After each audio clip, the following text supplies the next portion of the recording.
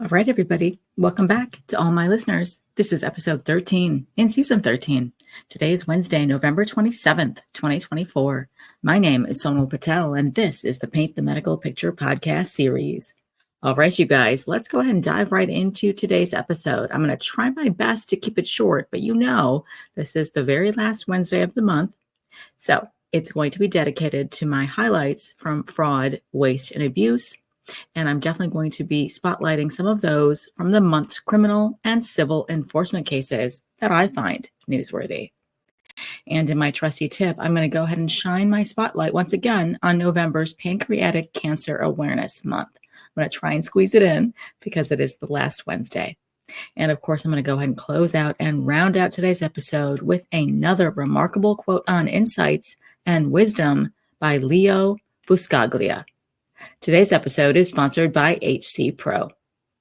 HCPro is a leader in healthcare compliance and mid-revenue cycle training. They offer solutions that enhance organizational performance through education, credentialing, and professional development. With over 30 years of experience, HCPro is the trusted education partner of the nation's leading health systems, top post-acute care facilities, critical access hospitals, regional health clinics, revenue cycle management, and healthcare BPO organizations. HCPro understands mid-revenue cycle training challenges and is committed to helping healthcare organizations fortify their teams to drive alignment, efficiency, compliance, and stronger reimbursements. HCPro's subject matter expertise includes CDI, coding, Medicare, revenue integrity, and compliance. HCPro's enterprise-wide solutions include all-inclusive instructor-led training.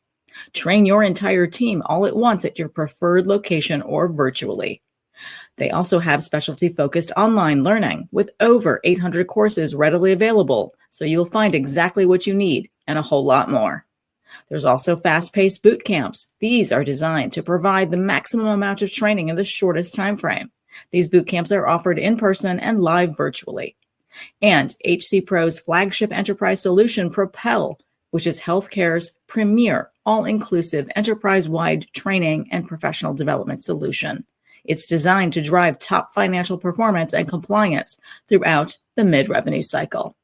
So go ahead, don't wait. Contact HCPro to learn more about their enterprise solutions at 1-800-650-6787 or visit www.hcpro.com. All right, you guys, let's dive into today. So in today's Newsworthy, the month's fraud, waste, and abuse cases.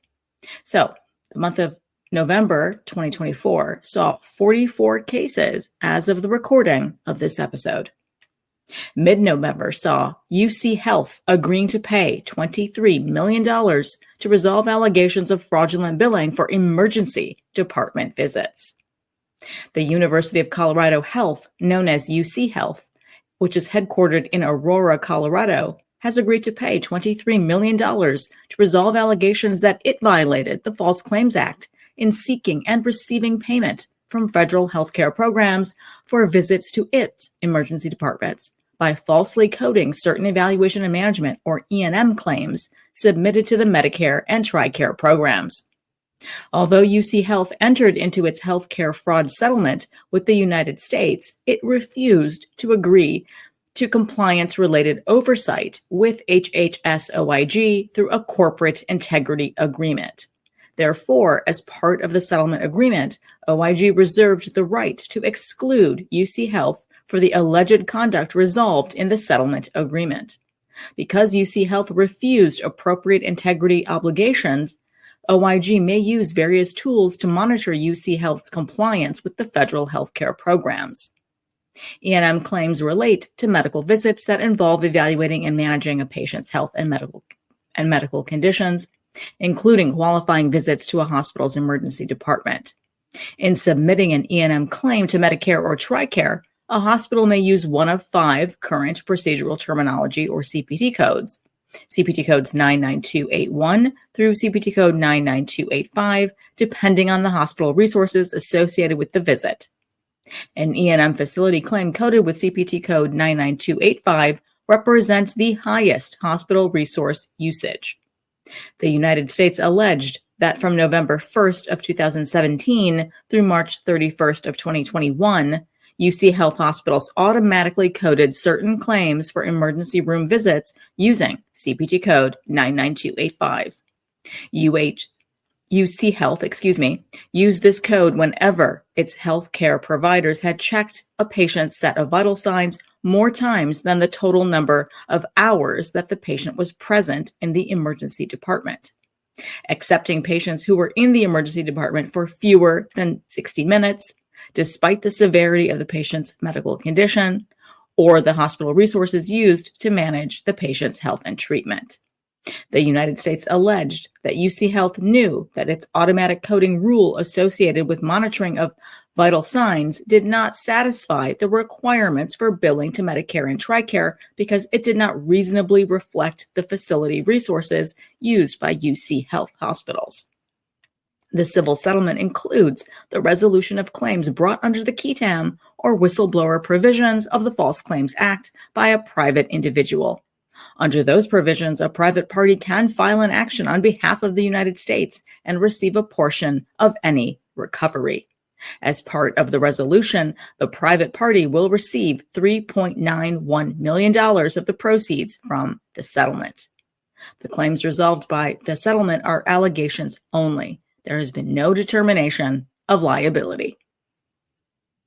Mid-November also saw a Florida ophthalmology practice agreeing to pay $1.3 million to resolve allegations of fraudulent claims for cranial ultrasounds. Brandon Eye Associates, also called Brandon Eye, is an ophthalmology practice with offices throughout Florida, and they've agreed to pay $1.3 million to resolve alleged violations of the False Claims Act and an analogous Florida statute arising from its billing of transcranial Doppler ultrasounds, or TCDs, provided through a kickback arrangement with a third party. Brandon Eye has agreed to cooperate with the Justice Department's investigations of other participants in this alleged scheme. The settlement announced today resolves allegations that Brandon Eye knowingly submitted and caused the submission of false claims for medically unnecessary TCDs performed on Brandon Eye's patients. Brandon Eye and a third-party provider of turnkey mobile TCD services through an agreement performed TCDs on Brandon Eye patients who had been diagnosed with common health conditions such as diabetes, hypertension, and glaucoma.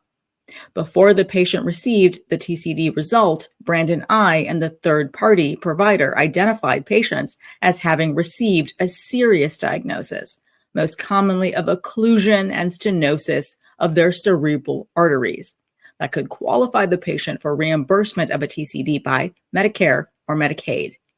However, nearly all patients who received TCDs never had an occlusion and stenosis of cerebral arteries, and that diagnosis was accordingly not reflected in the patient's medical history or in the TCD results. For each TCD ordered for each Medicare Part B patient, Brandon Eye claimed reimbursement for the technical component of the test, paid the third-party TCD provider based on the volume or value of tests ordered, and referred the patient to the TCD provider's preferred radiology group for the TCD's professional component. The United States alleged that as a result of this particular scheme, Brandon Eye submitted or caused the submission of false claims to Medicare and Medicaid for TCDs that were medically unnecessary, that were premised on false diagnoses, and that resulted from violations of the anti-kickback statute and the Stark Law. Of the $1.3 million total settlement amount, over $1.2 million is to be paid to the United States, and over $80,000 is to be paid to the state of Florida for its share of Medicaid, which is a jointly funded federal and state program.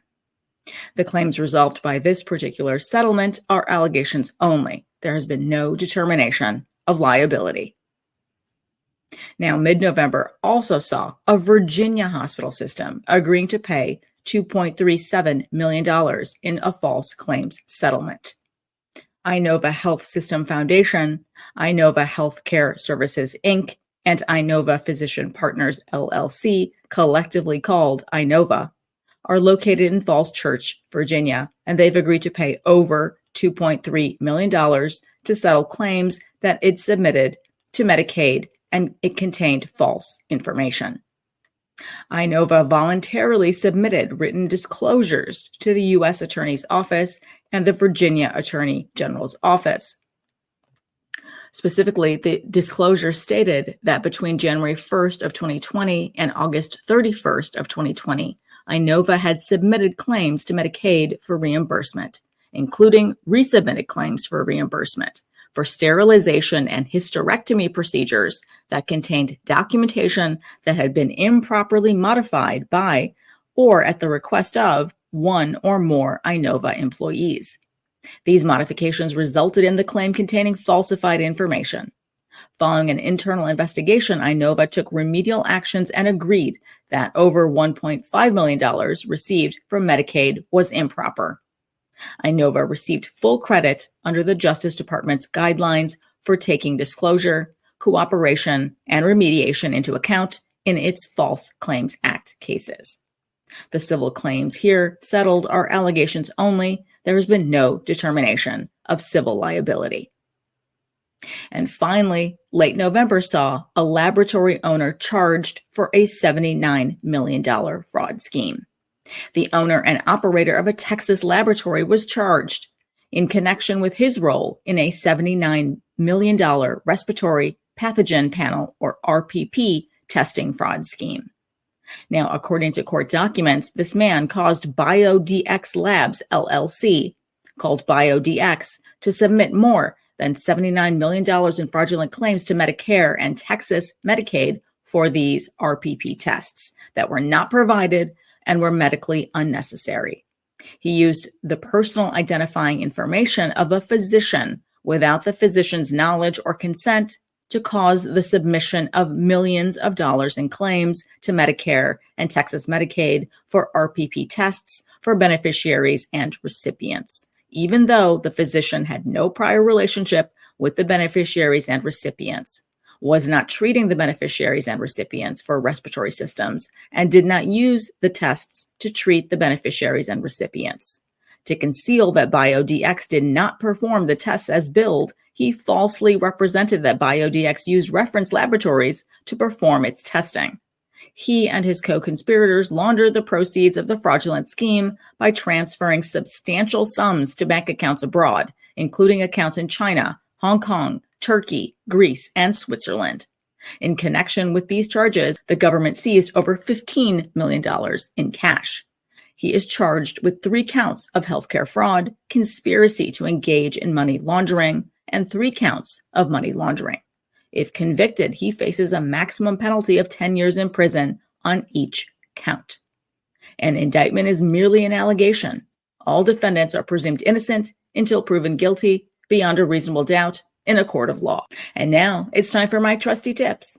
It's better late than never, right? But I wanted to go ahead and shine my spotlight on pancreatic cancer awareness on my podcast as well. Now, I've written many an article this entire month, posted all my social media posts on LinkedIn, and I've worn purple almost every day throughout the month. Now, here's an excerpt that I'm going to read to you from an article that was published this month in BC Advantage magazine.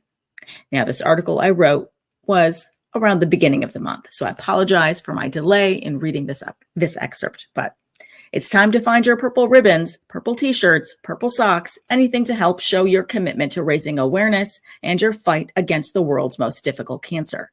I lost my college best friend to this very disease just 1 year ago, so I will be pretty in purple this month, educating and advocating for those affected by pancreatic cancer. World Pancreatic Cancer Awareness Day was just a week ago on November 21st, 2024.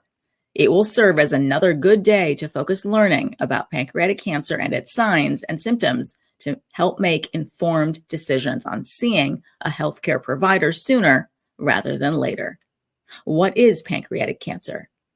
There are 2 forms of pancreatic cancer. The first, most common, is exocrine pancreatic cancer. This form accounts for approximately 95% of all cases and develops in the exocrine tissue of the pancreas, which makes digestive enzymes. The second, less common form is endocrine or pancreatic neuroendocrine tumors, also called islet cell tumors. This form develops in the hormone-producing endocrine cells or islet cells. Risk factors. It's important to know the risk factors of developing pancreatic cancer. Known risk factors include smoking, being overweight, having diabetes, chronic pancreatitis, and certain hereditary conditions. There are also certain risk factors that you cannot change nor improve. These include your sex, your age, and your race. The risk of developing pancreatic cancer goes up as people age. Almost all patients are older than 45 years. The average age at the time of diagnosis is 70. Men are slightly more likely than women to develop pancreatic cancer. African Americans are slightly more likely to develop pancreatic cancer than Caucasians. Again, I hope you enjoyed. This was just an excerpt. If you want to read the entire article, please check it out with BC Advantage. And finally, I focus Season 13 Spark on insights and wisdom. I want this 13th season Spark to be filled with our world's thought leaders, writers, artists, philosophers, everyone whose words provide us with insights and wisdom. So, in this week's inspiring quote in Spark is from Leo Buscaglia. We seem to gain wisdom more readily through our failures than our successes. We always think of failure as the antithesis of success, but it isn't. Success often lies just over the other side of failure. Absolutely true, right? This quote reminds us that it's our mistakes that can teach us invaluable lessons for our growth. This quote inspires us to stick with it, to not quit, to never stop trying, because we never know just what awaits us despite the failures. I'm happy Leo Buscaglia's Spark still inspires so many. All right, you guys, that wraps up today's episode. Now, tomorrow is Thanksgiving, and I hope you all have plans to eat and watch football, or just eat, or just watch football, or continue counting the clock until Black Friday at the end of the week to get your retail fix. All right, you guys, I wish you all an amazing and very, very happy week ahead and a very thankful Thanksgiving. Thank you all so much for listening in on today's episode, and I hope every week with me brings you closer to helping your providers paint a masterpiece. See you next Wednesday.